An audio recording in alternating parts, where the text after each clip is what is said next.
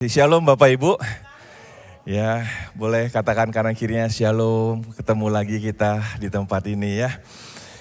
20 tahun lalu kurang lebih saya diutus dari Kelapa Gading ke Abalov Depok.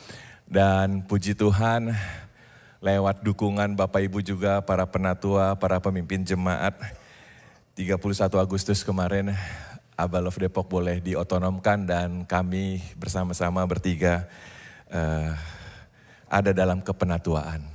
Bapak Ibu mau salam balik kepada jemaat di Abalov Depok? Salam balik ya, nanti disampaikan. Baik. Hari ini saya akan menyampaikan firman Tuhan Bapak Ibu, judulnya Dewasa dalam Kasih-Nya. Boleh Bapak Ibu katakan sesudah saya, dewasa dalam kasih-Nya. Ya.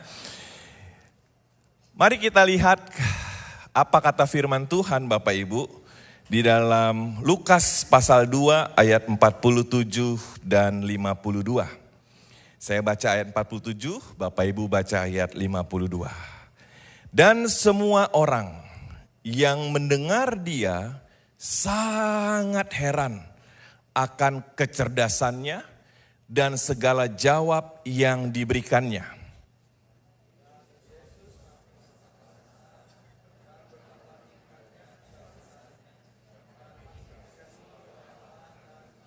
Puji Tuhan, Bapak Ibu kita percaya Bapa sangat mengasihi Kristus, yang percaya katakan amin.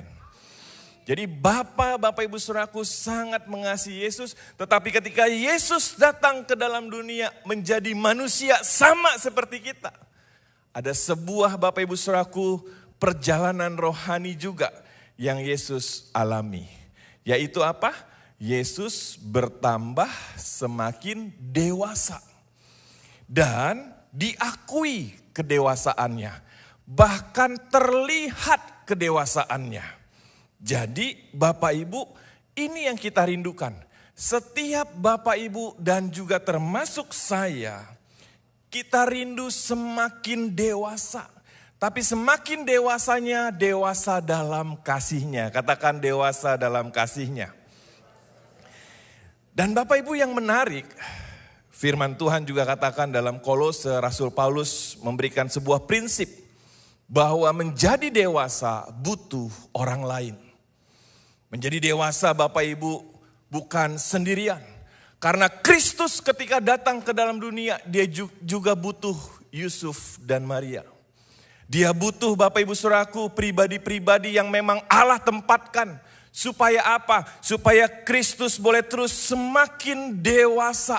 Sehingga pada akhirnya ia menyerahkan nyawanya buat setiap kita. Dalam Kolose 4 ayat 12, Rasul Paulus menulis, salam dari Epafras kepada kamu. Ia seorang dari antaramu, hamba Kristus Yesus, yang selalu bergumul dalam doanya untuk kamu. Sama-sama kita baca 2-3. Supaya kamu berdiri teguh sebagai orang-orang yang dewasa dan yang berkeyakinan penuh dengan segala hal yang dikehendaki Allah. Coba bilang kanan kirinya, tahukah ada orang yang berdoa untuk engkau dewasa dalam Tuhan? Amin. Saya nggak mungkin bisa dewasa tiba-tiba Bapak Ibu. Ada orang-orang yang memberi hidupnya, termasuk para penatua di tempat ini, Bapak Ibu Saudaraku ya. Kak Biwi dan Kak Agnes itu gembala nikah kami Bapak Ibu. Jadi Bapak Ibu Saudaraku, kita nggak ada yang bisa dewasa tiba-tiba sendirian. Pasti ada orang-orang yang ada yang terlihat, tapi ada yang tidak terlihat. Mereka berdoa. Mereka bergumul, bahkan mereka rindu supaya kita berdiri teguh sebagai orang-orang yang dewasa. Boleh tanya kanan kirinya, maukah engkau dewasa dalam kasih-Nya? Pasti jawabannya apa? Mau Bapak Ibu. Nah kita akan lihat lebih dalam lagi Bapak Ibu Saudaraku, satu kisah yang menunjukkan kedewasaan Kristus. Mungkin Bapak Ibu sering membaca kisah ini. Bagaimana Yesus memberi makan 5.000 orang lewat berapa roti? 5 roti dan 2 ikan. Tapi yang menarik Bapak Ibu, mari kita lihat sisi-sisi yang lain dari firman Tuhan. Saya akan bacakan untuk mempersingkat waktu dalam Markus pasal 6 ayat 30 sampai 37. Kemudian rasul-rasul itu kembali berkumpul dengan Yesus dan memberitahukan kepadanya semua yang mereka kerjakan dan ajarkan. Lalu ia berkata kepada mereka, siapa ia di sini? Yesus. Marilah ke tempat yang sunyi supaya kita sendirian. Dan beristirahatlah seketika, sebab memang begitu banyaknya orang yang datang dan yang pergi, sehingga makan pun mereka tidak sempat. Maka berangkatlah mereka untuk mengasingkan diri dengan perahu ke tempat yang sunyi. Tetapi pada waktu mereka bertolak, banyak orang melihat mereka dan mengetahui tujuan mereka. Dengan mengambil jalan darat, segeralah datang orang dari semua kota ke tempat itu, sehingga mendahului mereka. Ketika Yesus mendarat, ia melihat sejumlah besar orang banyak. Sama-sama kita baca 2-3. Maka tergeraklah hatinya oleh belas kasihan kepada mereka, karena mereka seperti domba yang tidak mempunyai gembala. Lalu mulailah ia mengajarkan banyak hal kepada mereka. Saya lanjutkan. Pada waktu hari sudah malam, datanglah murid-muridnya kepadanya dan berkata, tempat ini sunyi dan hari sudah mulai malam. Sama-sama kita baca sekali lagi 2-3. Suruhlah mereka pergi supaya mereka dapat membeli makanan di desa-desa dan di kampung-kampung di sekitar ini. Tetapi jawabnya, kamu harus memberi mereka makan. Kata mereka kepadanya, jadi haruskah kami membeli roti seharga 200 dinar untuk memberi mereka makan? Saya lanjutkan Bapak Ibu.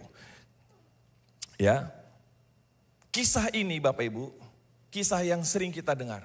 Tapi tahukah Bapak Ibu Saudaraku, kisah sebelum-sebelumnya? Karena dari kisah-kisah sebelumnya kita akan melihat betapa Kristus itu pribadi yang dewasa Bapak Ibu. Ya. Kisah ini demikian penting sampai keempat penulis Injil Bapak Ibu menuliskannya. Sekarang kita lihat terlebih dahulu versinya Matius. Saya akan bacakan untuk Bapak Ibu. Ketika Yesus mendarat, ia melihat orang banyak yang besar jumlahnya.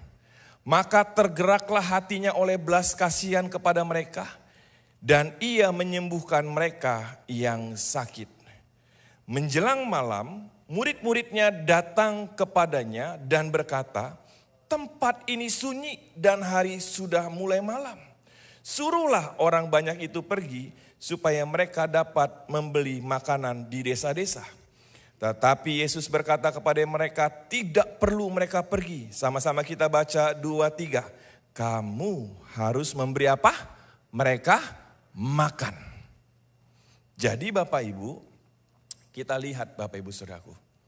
Kisah ini Tuhan Yesus memberi makan 5.000 orang, ya luar biasa. Tapi Bapak Ibu tahukah kisah sebelumnya? Yesus ini mengajak murid-muridnya pergi ke tempat yang sunyi. Kenapa?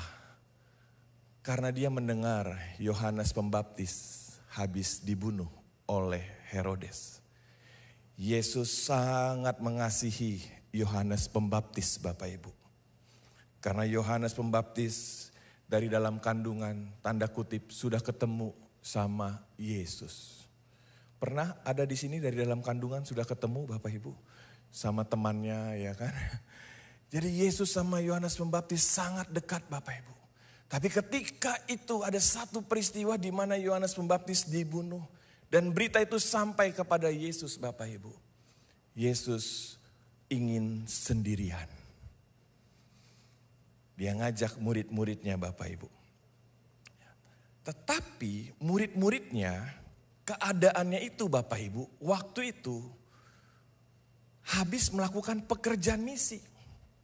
Murid-muridnya ini Bapak Ibu Saudaraku habis diutus sama Yesus, bahkan diberi tenaga dan kuasa. Katakan tenaga dan kuasa.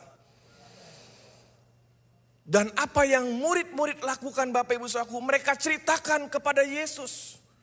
Bagaimana ada banyak orang, boleh mengalami kebebasan, mengalami kemerdekaan. Murid-muridnya senang Bapak Ibu, karena habis melakukan pelayanan yang luar biasa. Habis melihat demonstrasi kuasa Allah lewat hidup mereka. Tapi Bapak Ibu, pelayanan bisa menyebabkan juga lelah dan lapar. Makanya Yesus ajak mereka juga pergi, karena terjemahan lain bilang makan pun murid-murid gak sempat. Ya. Tetapi Bapak Ibu Saudaraku, ternyata banyak orang juga datang untuk dilayani. Karena waktu mereka mau menyingkir bersama dengan Yesus, banyak orang pengen tetap ikut Bapak Ibu. Nah, kalau keadaan Yesus, kita lihat sebelum peristiwa memberi makan itu Bapak Ibu, dia ditolak dan tidak dihormati di kampungnya. Kampung saya di Brastagi Bapak Ibu, di Tanah Karo.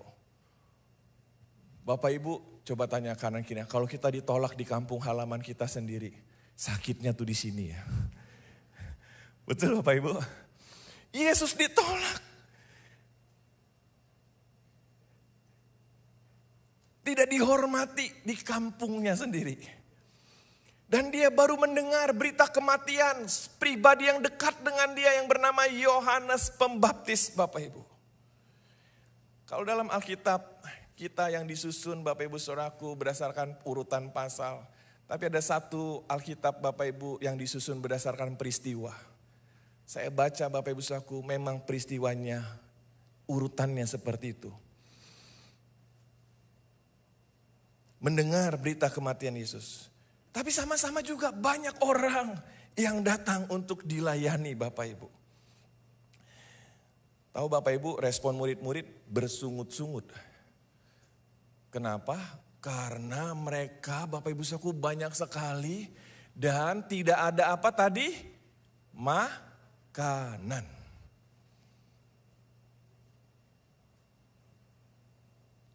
Padahal baru banyak doain orang.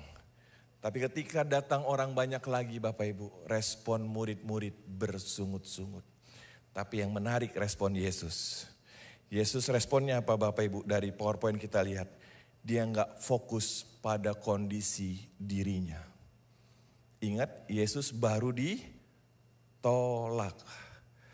Tidak dihormati di kampung halamannya. Baru mengalami kesedihan yang cukup deep. Kalau kita baca terjemahan lain, cukup dalam.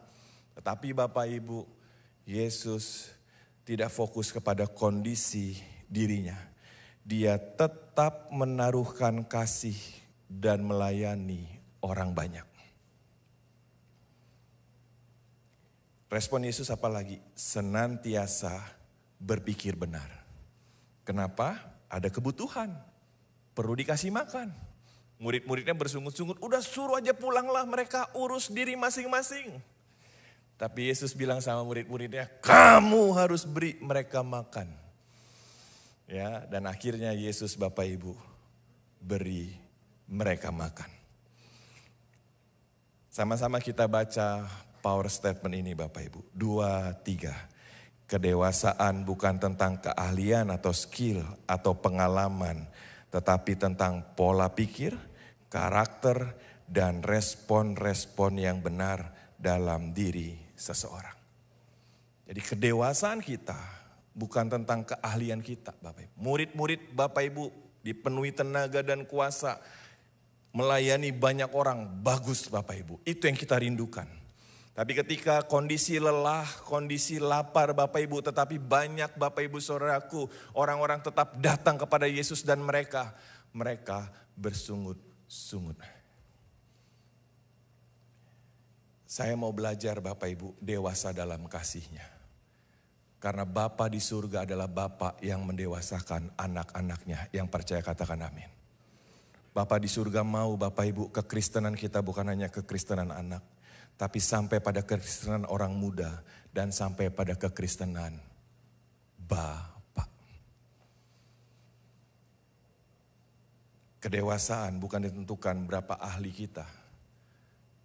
Karena ada banyak orang ahli tapi balik ke rumah Bapak Ibu tidak dewasa menjadi Bapa. Kedewasaan bicara tentang pola pikir kita. Pembaharuan pikiran yang terus menerus, yang percaya katakan amin.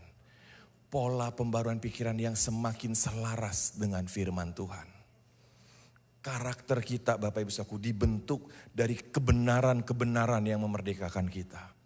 Karakter kita dibentuk Bapak Ibu oleh berapa banyak kita dipengaruhi. Saya senang bahasa rekan saya. Bagaimana dibanjiri oleh firman Tuhan. Itu yang akan membentuk karakter kita. Dan akhirnya respon-respon yang benar dalam diri seseorang. Kita lihat aplikasinya Bapak Ibu. Konflik dapat mendewasakan kita. Coba kasih senyum kanan kirinya. Konflik dapat mendewasakan kita kawan. Bukan berarti saya ngajakin konflik ya Bapak Ibu. Jadi Bapak Ibu saudaraku, konflik dapat apa? Mendewasakan kita. Respon berdasarkan firman dan bukan berdasarkan perasaan. Sekali lagi Bapak Ibu, respon berdasarkan apa? Firman, bukan berdasarkan perasaan. Perasaan kita itu selalu naik turun Bapak Ibu. Setuju? Perasaan kita Bapak Ibu dipengaruhi banyak dari luar. Seharusnya perasaan kita dipengaruhi dari roh kita, yang percaya katakan amin. Dipengaruhi oleh firman. Nah, kita lihat Bapak Ibu Saudaraku, salah satu aplikasi konflik dapat mendewasakan kita. Yesus berkata dalam Matius 5 ayat 43, kamu telah mendengar firman, kasihilah sesamamu manusia dan bencilah apa? Musuhmu. Tetapi aku berkata kepadamu, kasihilah musuhmu dan berdoalah bagi mereka yang menganiaya kamu. Karena dengan demikianlah kamu menjadi anak-anak Bapamu yang di sorga, yang menerbitkan matahari bagi orang yang jahat dan orang yang baik, dan menurunkan hujan bagi orang yang benar dan orang yang tidak benar. Tahukah Bapak Ibu saudaraku, firman ini Bapak Ibu, kasihilah apa katanya? Sesamamu manusia. Yesus koreksi Bapak Ibu Saudaraku. Orang-orang Yahudi waktu itu mendengar firman, katakan mendengar firman. Mendengar firmannya bilangnya begini Bapak Ibu, kasihilah sesama manusia dan bencilah apa? Musuhmu. Padahal Bapak Ibu, ini bagus ya, nanti Bapak Ibu bisa belajar lagi ya, ataupun tanya nanti pada PKS atau apa. Padahal kalau kita lihat Bapak Ibu saudaraku, tidak pernah ada satupun hukum Taurat yang mengajarkan untuk membenci musuh. Makanya Yesus waktu mengkoreksi dia nggak bilang ada tertulis. Tapi dia bilangnya apa? Kamu telah mendengar. Karena waktu itu Bapak Ibu, banyak orang Yahudi menerima Bapak Ibu saudaraku pelajaran dari rabi-rabi yang menerjemahkan ketika firman Tuhan mengajarkan kasihilah sesamamu, mereka berpikir yang dianggap sesama hanya sebangsa. Saya bacakan kutipan ini diambil dari Imamat 19 ayat 18. Janganlah engkau menuntut balas, dan janganlah menaruh dendam terhadap orang-orang sebangsamu. Melainkan kasihilah sesamamu manusia seperti dirimu sendiri. Akulah Tuhan. Jadi tidak pernah Bapak Ibu Saudaraku ada tulisan bencilah musuhmu. Yang ada kasihilah sesamamu manusia seperti dirimu sendiri. Memang ada kalimat sebelumnya, janganlah kau menuntut balas dan janganlah menaruh dendam terhadap orang-orang sebangsamu. Jadi Bapak Ibu saudaraku, ternyata ada pengajaran yang mengajarkan, diterjemahkan bahwa mengasihinya itu hanya yang sebangsa, yang sesama orang Yahudi. Kalau dia orang Samaria, kalau dia Bapak Ibu saudaraku perempuan berzina, kalau dia pemungut cukai, ini bukan sesama kita. Jadi Bapak Ibu, Yesus koreksi. Apa yang Yesus koreksi Bapak Ibu Saudaraku? Bahwa bukan benci musuh, tapi kasihilah apa? Sesamamu manusia. Konflik dapat menimbulkan luka, sedih, marah, kecewa maupun putus asa. Sebaliknya kita menjadi lebih dewasa jika kita yakin Bapa mau kita berespon dewasa karena firman. Yesus Bapak Ibu Saudaraku meluruskan, katakan meluruskan. Pemahaman yang berkata bencilah musuhmu. Karena Allah kita Bapak Ibu Saudaraku, saya akan sampaikan satu ayat supaya Bapak Ibu lihat. Bahwa Allah kita Bapak Ibu Saudaraku, waktu itu berkata dalam Keluaran 23 dikatakan, apabila engkau melihat lembu musuhmu, katakan lembu musuh. Ya, atau keledainya yang sesat katanya. Maka segeralah kau kembalikan binatang itu. Apabila engkau melihat rebah keledai musuhmu karena berat badannya, maka janganlah enggan menolongnya. Haruslah engkau rela menolong dia dengan membongkar muatan keledainya. Jadi Bapak Ibu, dalam hukum Taurat itu bahkan Bapak Ibu Saudaraku, kalau ada keledai yang tersesat dari musuhnya suruh kembaliin. Kalau ada keledai Bapak Ibu Saudaraku yang beban beratnya suruh ringanin. Karena Bapak Ibu Saudaraku, rabi-rabi orang Yahudi waktu itu menerjemahkannya Bapak Ibu hanya yang sebangsa.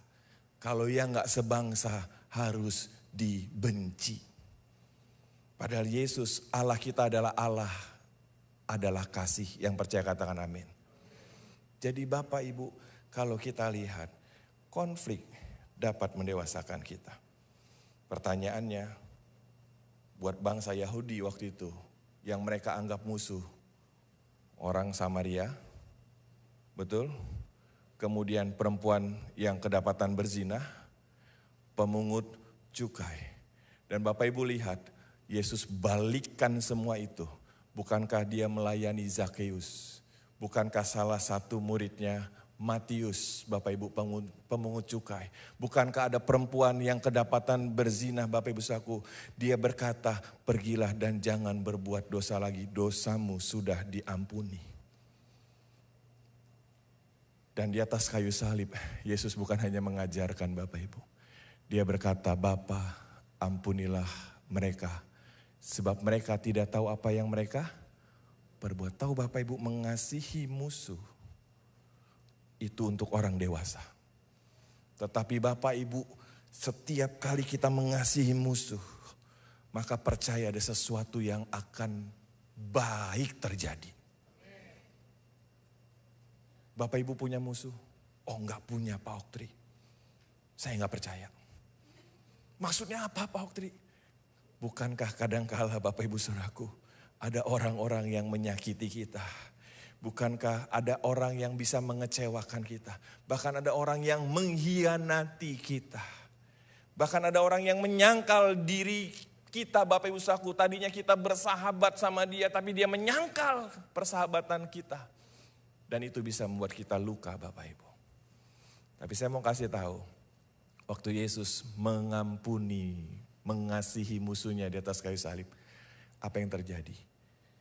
Ada satu orang diselamatkan. Apa yang terjadi? Kepala pasukan berkata, sungguh ia adalah orang benar. Stefanus waktu dirajam dengan batu, dia berkata, Bapa, ampuni mereka. Stefanus mengasihi musuh. Apa yang terjadi Bapak Ibu? Saulus yang ada di situ menerima benih ketika Stefanus mengasihi musuh. Benih itu jatuh ke dalam hati Paulus Bapak Ibu. Sehingga kalau hari ini kita baca banyak tulisan daripada Paulus. Karena ada satu pribadi yang bernama Stefanus mengasihi musuhnya. Siapa yang bisa jadi musuh kita Bapak Ibu? Yang bisa menjadi musuh kita, tadi saya sudah sampaikan. Orang-orang yang menyakiti kita, membenci kita, menganiaya kita, merendahkan kita, merugikan kita. Tapi Bapak Ibu, maukah kita semakin dewasa dan kita berkata, aku mau mengasihi musuhku. Gak apa-apa, gak ada yang bilang amin.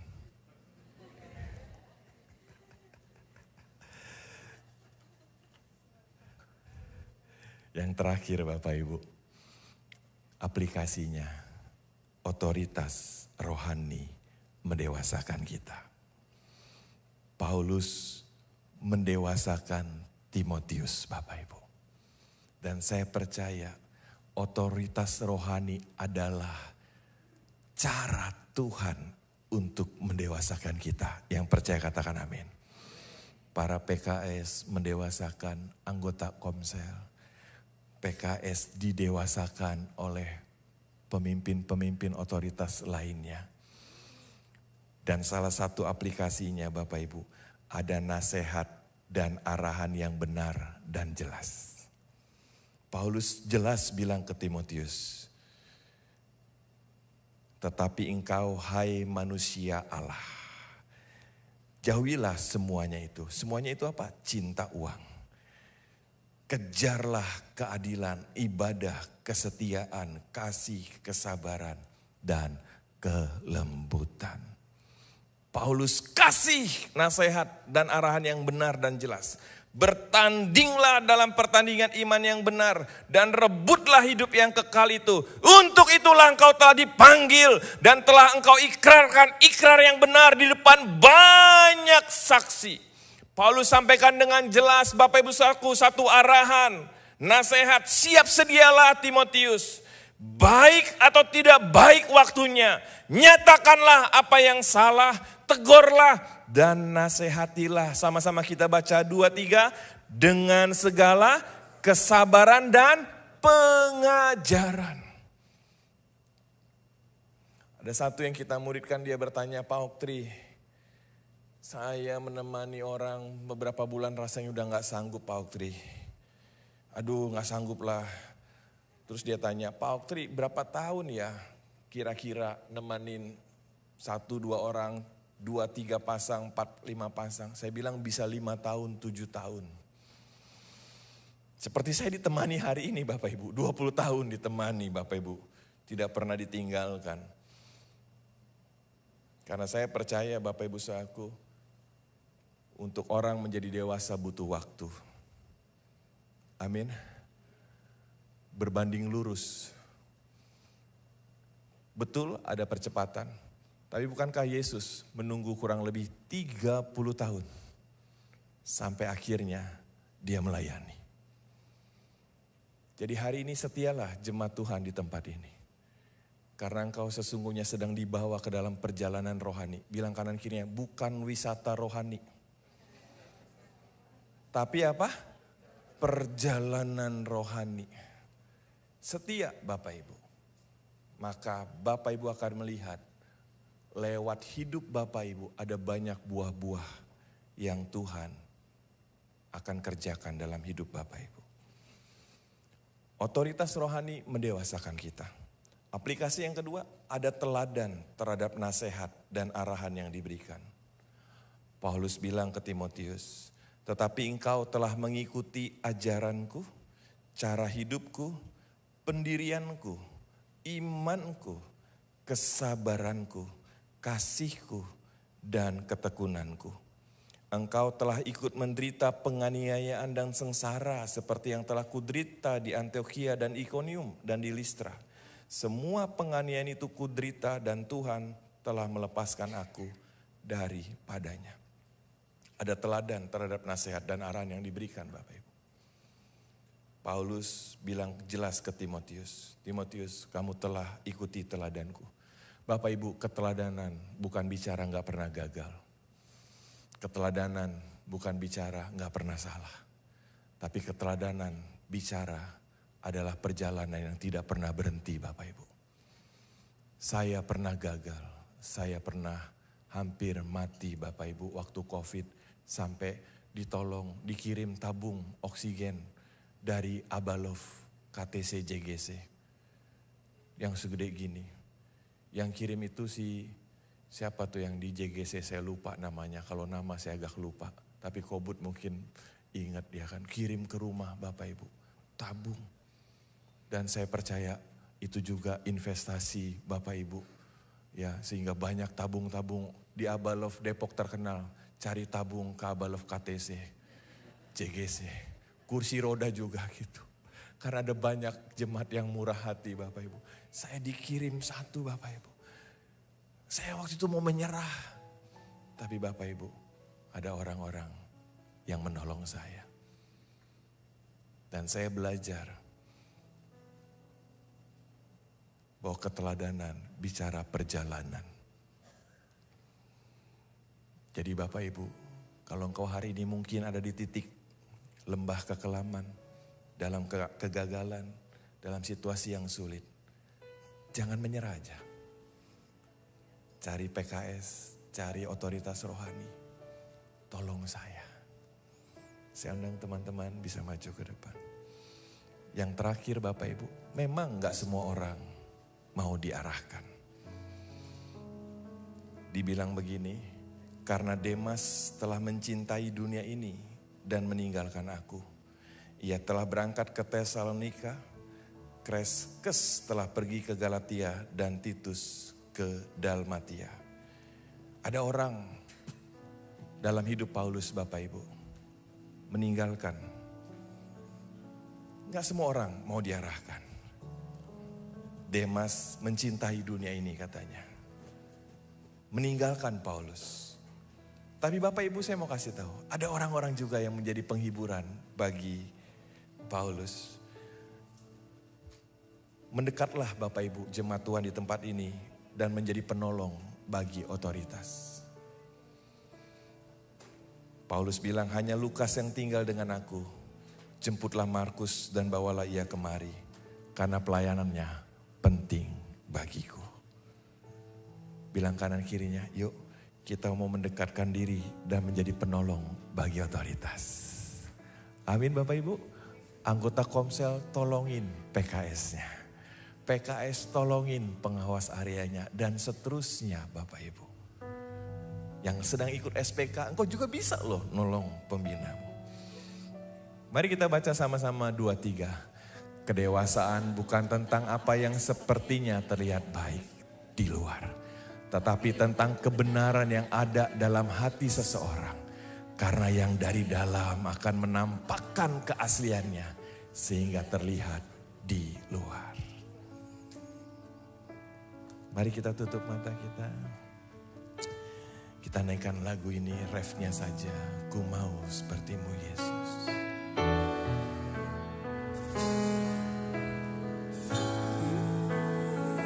Mau sepertimu Yesus, disempurnakan selalu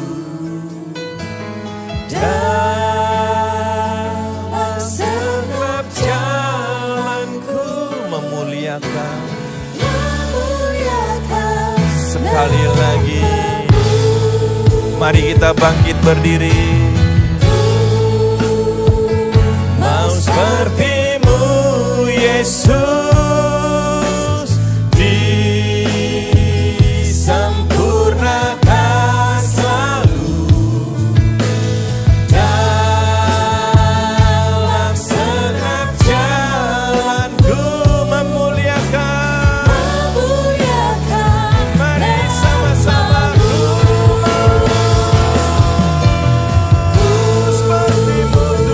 Mau sepertimu Yesus,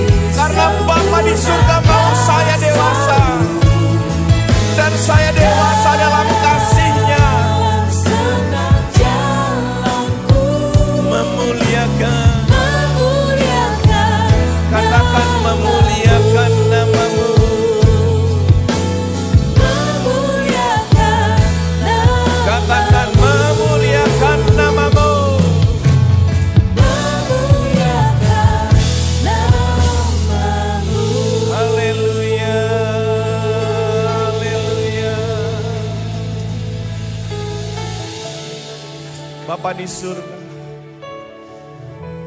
kami mau mengambil keputusan untuk terus bertumbuh dewasa dalam kasih-Mu. Dan karena kami percaya, Kau sangat baik buat kami. Kau bukan hanya menyelamatkan kami, tapi Engkau mau supaya kami menjadi pribadi-pribadi yang dewasa sehingga mengalami kerajaan-Mu di bumi ini. Bapak Ibu, pagi hari ini maukah kita mengambil keputusan,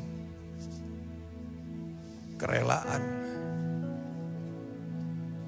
kesadaran untuk kita terus semakin didewasakan dalam Kristus. Dan salah satu aplikasinya, maukah kita mengasihi musuh kita? Mungkin kau butuh ditemani. Tapi percayalah, ada teladan dari Yesus bahwa Dia sangat mengasihi sekalipun musuhnya. Kita bisa membedakan pribadinya Bapak Ibu dan perbuatannya. Ya, kita perlu melindungi diri dari perbuatannya. Saya setuju itu. Tapi Bapak Ibu Saudaraku, kita juga bisa dalam doa personal kita mendoakan dia.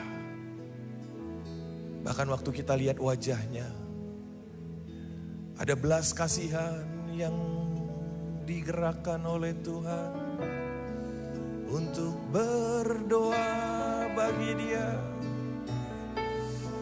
Sekalipun dia menyakitimu, sekalipun dia mengkhianatimu, sekalipun dia mengecewakan dirimu, bahkan orang yang terdekat.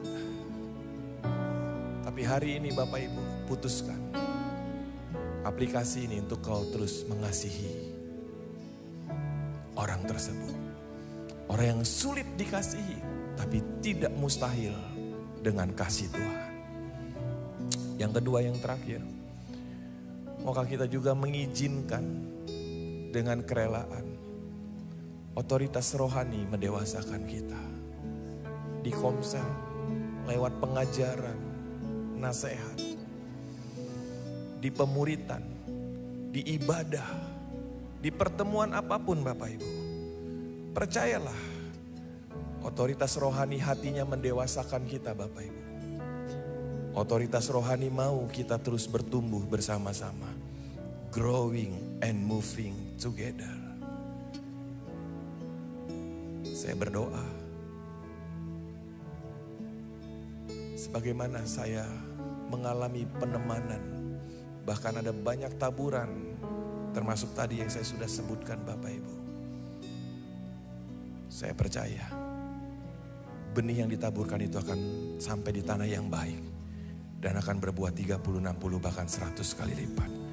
Dalam nama Yesus, kami terima kebenaran, karena kebenaran itu akan memerdekakan kami. Kebenaran itu adalah benih yang hidup, akan bertumbuh dalam hidup kami, bahkan menerobos setiap rintangan. Dalam nama Yesus kami berdoa.